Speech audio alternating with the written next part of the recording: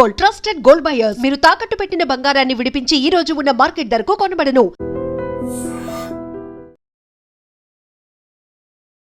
So కుటుంబాన్ని దూరం చేసుకున్నాను, అష్ట కష్టాలు పడ్డాయి, ఇవన్నీ చేసిన తర్వాత ఇప్పుడు బయటకు వచ్చింది. ఆ తర్వాత బలవంతంగా బయటికి ఘోరంగా అవమానించి పంపించారని తను ఏడుస్తున్నారు, కన్నీళ్లు పెట్టుకుంటున్నప్పుడు ఆడబిడ్డకు అన్యాయం జరిగింది, ఎందుకని కేసీఆర్ మాట్లాడట్లేదు అనేది అనుకుంటారు కదా ప్రజలైతే. జరగలేదు కాబట్టి మాట్లాడట్లేదు. ఆమెకి ఏ నష్టము ఏ అన్యాయం జరగలేదు కాబట్టి కేసీఆర్ గారు మాట్లాడట్లేరు. అంటే ఇప్పుడు తను ఎంపీ గెలిచింది, తన ఎంపీ ఓడిపోయింది, తనలాగే చాలామంది ఓడిపోయారు, ఎవరికి అవకాశం రాలేదు. కానీ తనకు 2 సార్లు అవకాశం కౌన్సిల్లో ఇచ్చారు కేసీఆర్ గారు. తనకు అన్ని రకాలుగా ఇప్పుడు తను పట్టించుకోలేదు అని ఆమె మొత్తం బెయిల్ కావాల్సిన ఖర్చులన్నీ, తను ఢిల్లీ ఖర్చులన్నీ కేసీఆర్ గారే పెట్టారు కదా, బిడ్డగానే పెట్టారు. కాబట్టి పార్టీ పైసలు కాదు, కేసీఆర్ గారి సొంత డబ్బులతోనే బెయిల్ కానీ అవన్నీ చేశారు. కేసీఆర్ గారు దగ్గర అంటే ఎక్కువ లబ్ధి పొందింది కాబట్టి అనవసరంగా మాట్లాడుతుంది, ఎప్పుడో అప్పుడు ఊరుకుంటుందని కేసీఆర్ గారు భావిస్తున్నారని నేను అనుకుంటున్నాను. ఎందుకంటే వేరే అయితే అసలు వేరే మహిళల గురించి ఆయన చాలా తక్కువ. ఇప్పుడు అలాగే చాలామంది కేసీఆర్ దగ్గర అన్ని రాజకీయాలుగా పదవులు తీసుకొని అన్ని అనుభవించి బయటికి పోయి మాట్లాడిన వాళ్ళ మీద కూడా ఎప్పుడు మాట్లాడలేదు కేసీఆర్ గారు. కేటీఆర్ గారు, హరీష్ రావు గారు, మిగతా పార్టీ నాయకులు మాట్లాడతారు కానీ తను ఎవరి గురించి ఇంత పల్లెత్తు మాట మాట్లాడలేదు. అది ఆయన సంస్కారం, అది ఆయన హుందాతనం. అంతేగాని ఇవన్నీ చిల్లర వేషాలు వేసి ఈ కప్పిగంతులు వేసే వాళ్ళ గురించి ఏం మాట్లాడతారు ఆయన.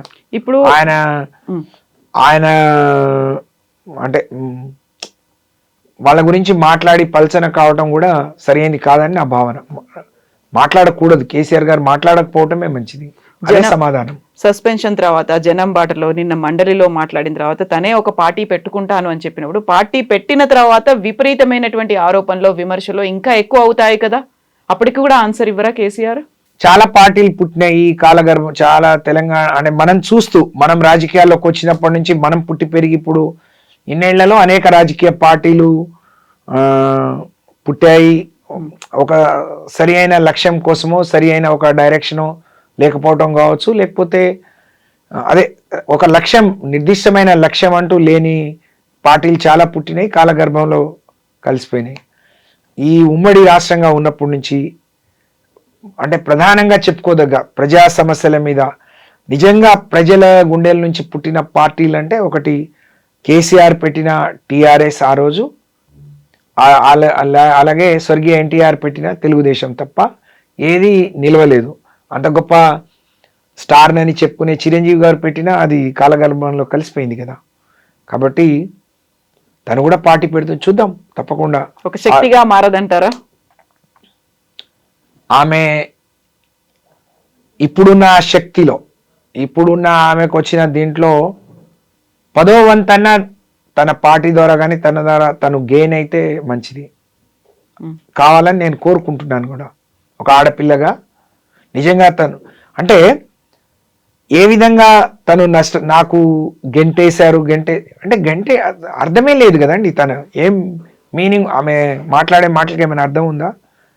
గంటేసి నువ్వు అని అంటే తనకేమైనా అవకాశం, తను ఇప్పుడు స్టిల్ ఎమ్మెల్సీ, కేసీఆర్ పెట్టిన భిక్ష ద్వారానే తను ఎమ్మెల్సీగా ఉండి బీఆర్ఎస్ పార్టీ భిక్షనే కౌన్సిల్లో పోయి మాట్లాడే అవకాశం వచ్చింది కదా. నువ్వు బయట మాట్లాడరాదు, కౌన్సిల్ ఎందుకు?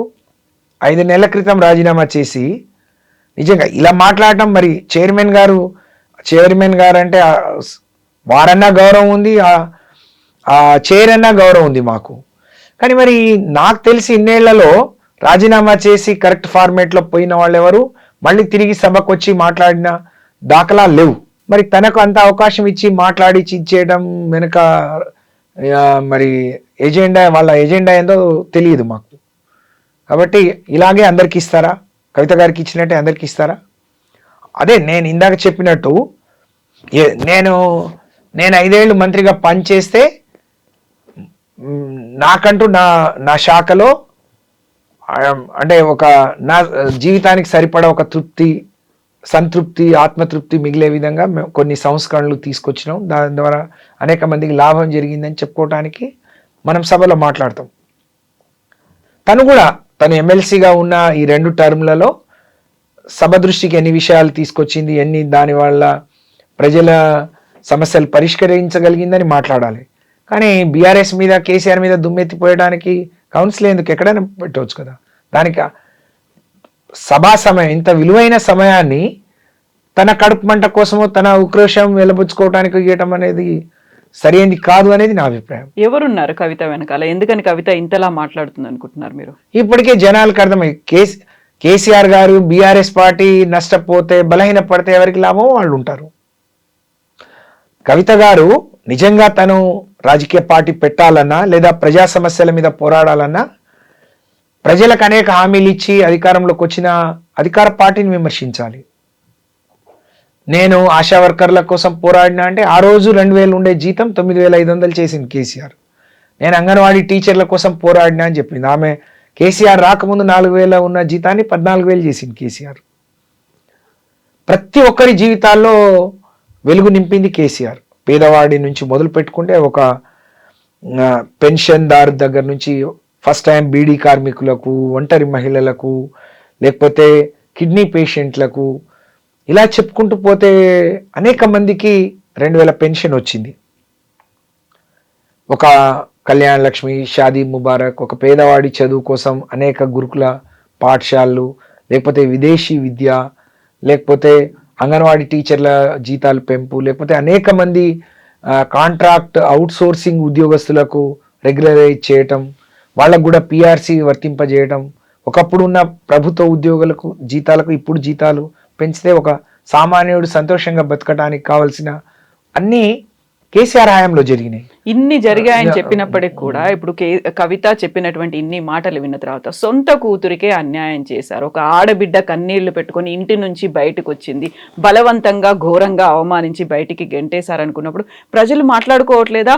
తన ఇంట పుట్టినటువంటి పేగు బంధానికే ఒక న్యాయం ఎవరైపోయారు. తను మాట్లాడేది తప్పుడు మాటలని ప్రజలు అనుకుంటున్నారు. తను కేసీఆర్ని బీఆర్ఎస్ పార్టీ నష్టపరిచి, కేసీఆర్ అంటే ఆ రోజు పార్టీ నష్టపోయిన తీరు కానీ, పార్టీ మీద మచ్చపడ్డ తీరు కానీ చూసిన వాళ్ళు ఇప్పటికైనా చాలా మంచి పని చేసింది అని అనుకుంటున్నారు తప్ప, అంటే తన గురించి మళ్ళీ మాట్లాడి తనని మళ్ళీ వెనక్కి తీసుకురాకుండా చేయడం అనేదే ఇవాళ చాలా మంది సంతోషపడే విషయం.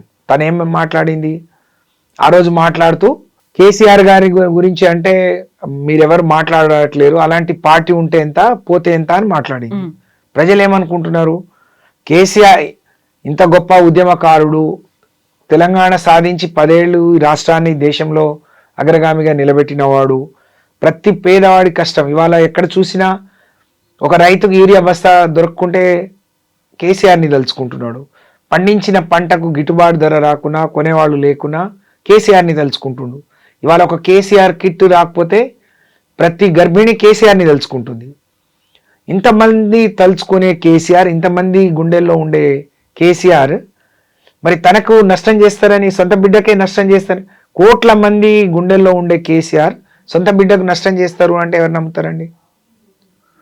నష్టం కాదు, తనకు లాభం ఎక్కువై మరి పార్టీకి నష్టం జరుగుతున్న క్రమంలో ఆమెను పక్కన పెట్టిండ్రని అనుకుంటారు తప్ప ఆమెకు నష్టం జరిగింది అయ్యో అని అనుకునే వాళ్ళు లేరు అని చెప్పి నేను తెలియజేస్తాను. సో మీకు మాత్రం కేసీఆర్ అంటే విపరీతమైనటువంటి అభిమానం ఉన్నట్టుంది. మిగతా లీడర్లను పక్కన పెడితే మీరు స్వయంగా ఒక టాటూ వేయించుకున్నారు, ఆ తర్వాత చెప్పులు కూడా వేసుకొని అని చెప్పారు. ఆయన మళ్ళీ సీఎం అయ్యే వరకు ఇప్పటికి 4 ఏళ్ళు అయిందా చెప్పులు లేకుండా తిరుగుతున్నారు మీరు? 3.5-4 ఏళ్ళు కావస్తుంది. సెప్టెంబర్ 17, 2022 నాడు బంజారా అంటే లంబాడీలకు సంబంధించి ఆరాధ్య దైవం సేవాలాల్ భవన్, ఆదివాసుల కొమరం భీం భవన్ ఇనాగ్రేషన్ చేస్తూ 1,00,000 మంది లంబాడి గిరిజన బిడ్డలందరితో కేసీఆర్ గారు ఎన్టీఆర్ స్టేడియంలో ఒక సభ నిర్వహించినప్పుడు తెలంగాణ లంబాడీస్కి గతంలో కాంగ్రెస్ ప్రభుత్వంలో తీరని అన్యాయం, నష్టం జరిగింది. అంటే మనం దేశానికి స్వాతంత్రం వచ్చినప్పుడు హైదరాబాద్ రాష్ట్రంగా ఉన్న ఇది కలిసే క్రమంలో ఇక్కడ లంబాడీస్ అని రికగ్నైజ్డ్ అన్ని అర్హతలు ఉన్న వాళ్లకు రిజర్వేషన్ రాలేదు, ఎస్టీలుగా గుర్తింపు రాలేదు. అదే ఆంధ్రప్రదేశ్లో ఉన్న లంబాడీస్కి ఎస్టీలుగా గుర్తింపు వచ్చింది. అది 56లో వాళ్ళు ఎస్టీ రిజర్వేషన్ పొందితే 76 వరకు లంబాడీస్కి రికగ్నేషన్ రాలేదు.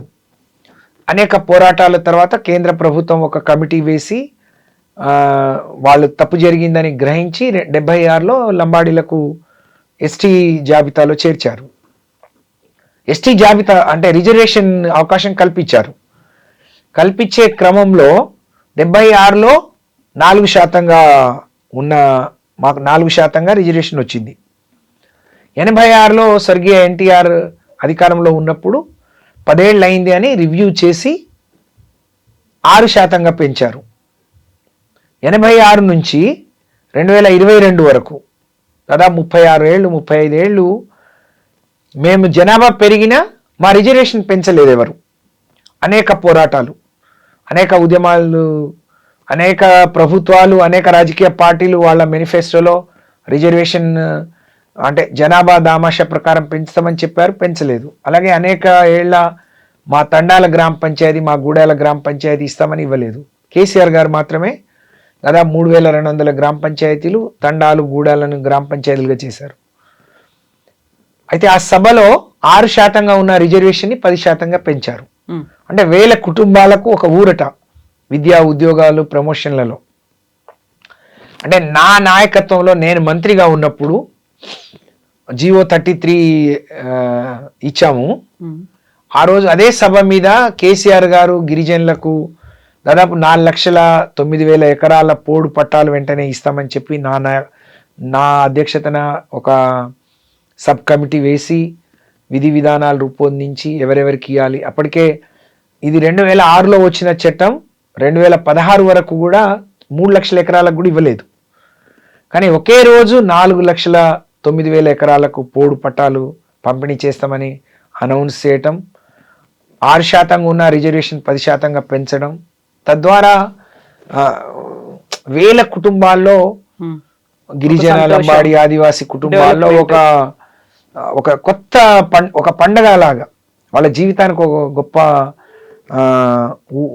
ఊరడింపు ఆ రోజు దొరికింది. కాబట్టి ఇలాంటి నాయకుడు అంటే ప్రతి ఒక్కరూ అన్ని వర్గాల వారి గురించి ఆలోచించే కేసీఆర్ గారి నాయకత్వంలోనే మాకు ఇంత పెద్ద న్యాయం జరిగింది. అంటే 10 ఏళ్ల కేసీఆర్ గారి పాలన గిరిజనులకు, లంబాడి కావచ్చు, ఆదివాసీలు కావచ్చు, ఒక స్వర్ణయుగం అని చెప్పవచ్చు.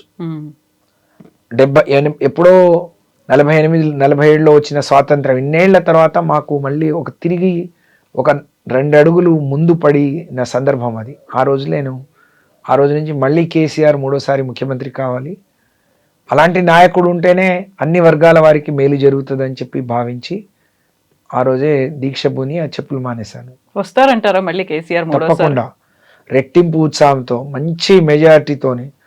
నాకు తెలిసి 2004లో అప్పుడు 89లో ఎన్టీ రామారావు గారు ఓడిపోయి మళ్ళీ 94లో రెట్టింపు, వేరే పార్టీలకు కనీసం ప్రతిపక్ష హోదా కూడా రాని విధంగా ఏదైతే ఆ రోజు ఎన్టీఆర్ని మనం తప్పు చేశాము, నష్టం చేసుకున్నాం. ఇవాళ కేసీఆర్ గారు ఓడిపోతే ఒక రాజకీయ పార్టీగా ఆయన ప్రతిపక్ష నాయకుడుగా ఉన్నాడు, మేము రాజకీయ పార్టీలో నాయకులుగా ఉన్నాం.